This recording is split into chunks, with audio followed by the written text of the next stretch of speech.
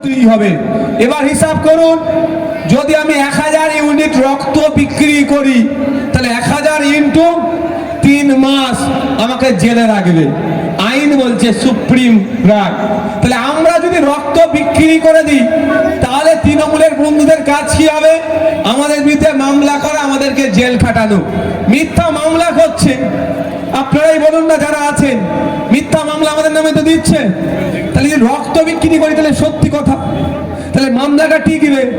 1 unit রক্ত বিক্রি করলে ক মাস জেল? 3 মাস জেল, অথবা জরিমানা বা জেল জরিমানা দুটোই হবে। যদি এখানে এখনো অলরেডি 800 ইউনিট হয়ে গিয়েছে তাহলে ক মাস হবে? 800 ইন্টু 3 মাস মারো 2400 মাস।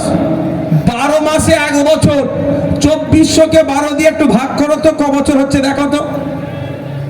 এখানে একটা হিসাব করে দিচ্ছি।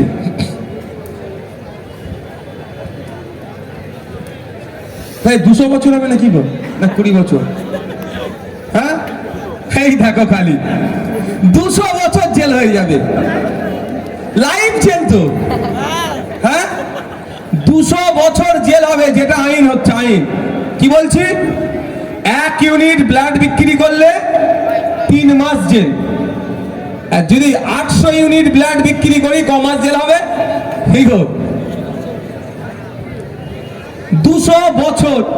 তাহলে তৃণমূলপন্থী বন্ধুদের এটা উচিত তো করা, এটা করবে না, জানে বুক ফুলিয়ে যাবে আর আইনের চড় খেয়ে মুখ ফিরিয়ে আসতে হবে, মুখ ফুলিয়ে। আমি আপনাদের চ্যালেঞ্জ করে যাচ্ছি, এখানে দাঁড়িয়ে বলে যাচ্ছি, বিগত দিনে বলেছি, আজকেও বলছি, পেশার জন্য রাজনীতিতে আসেনি। আজকে রক্ত বিক্রি করে সংসার চালাতে হবে, রাজনীতিতে আসেনি।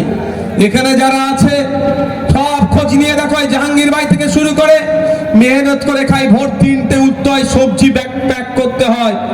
যদি একদিন বন্ধ হয়ে যায় তো সেদিন সংসারটা চলবে না। সব আমরা খেটে খাই। যারা মানুষজন আছে কেউ তোলাবাজি করে খায়নি, কারণ আবাস যোজনা থেকে কাটিং করে কেউ খায়নি।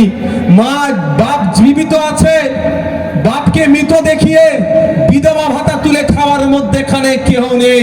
সুতরাং মানুষের রক্ত বিক্রি করে সংসার চালাবার মতো খারাপ দিন আমাদের আসেনি। যারা ওই অন্যায়টা করে হয়তো তাদেরই ওই মনটা ফুসফুস করছে।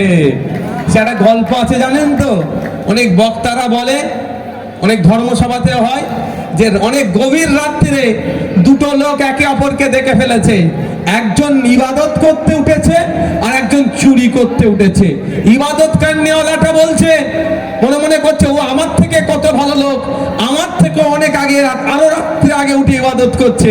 আর চোরটা ভাবছে, ও আমার থেকে বড় কত চোর, আমার থেকেও আগে ও চুরি করতে বেরিয়েছে। বুঝতে পারছে?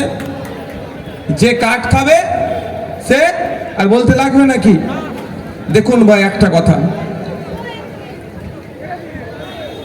আমি আপনাদের সাথে যদি কোনো ধরনের প্রতারণা আমি করতে চাই, একদিন না একদিন এক্সপোজ হবেই তো ভাই, হবেই তো।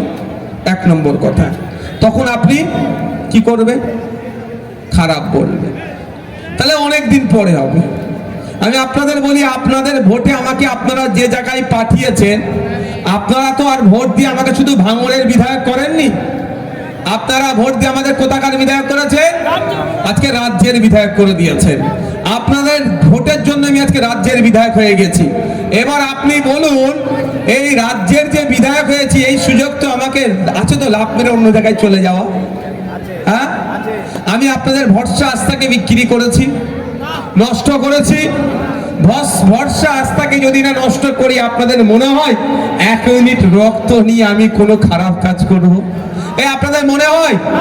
যাদের না মনে হয় যে ভাইজান ঠিক আছে, ভাইজান আমাদের সাথে বিশ্বাসঘাতকতা শেষ দিন পর্যন্ত করবেন না, একটা হাত তুলে দেখান তো।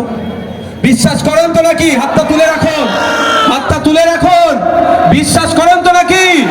আজকের পর থেকে যারা এ কথা বলবে তাদের জবাব দিতে পারবেন তো নাকি? একটা কথাই বলবেন, একটা কথাই তাদের বলবেন, আইনে আছে, যদি কেউ রক্ত বিক্রি করে 3 মাস জেল আছে। তোরাদের তো কেস কাছারি আদালত সব তোদের মতো এখন সাজিয়ে নিয়েছিস, যা কারণ নামে মামলা করতে হবে না। আইএসএফ এর চেয়ারম্যান তথা ভাঙড়ের বিধায়কের নামে মামলা মামলা করে তাকে জেলের মধ্যে রেখে দেয় দম থাকলে।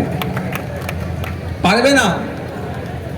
তাই বন্ধুগণ, ওদের কথায় কর্ণপাত করার দরকার নাই। আমি এখানে আপনাদের কথা